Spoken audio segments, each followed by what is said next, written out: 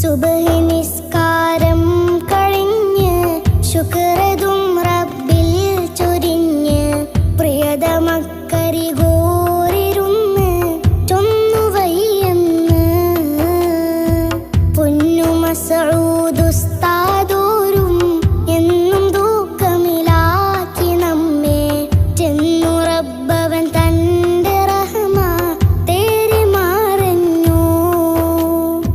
കഥയെറിഞ്ഞൊന്നായി നടുങ്ങി കരളലിഞ്ഞവർ തേങ്ങി വിങ്ങി കൽബ് പൊട്ടിയവർ കരഞ്ഞ് നീരി പൂകഞ്ഞ് സുബ്ഹി നിസ്കാരം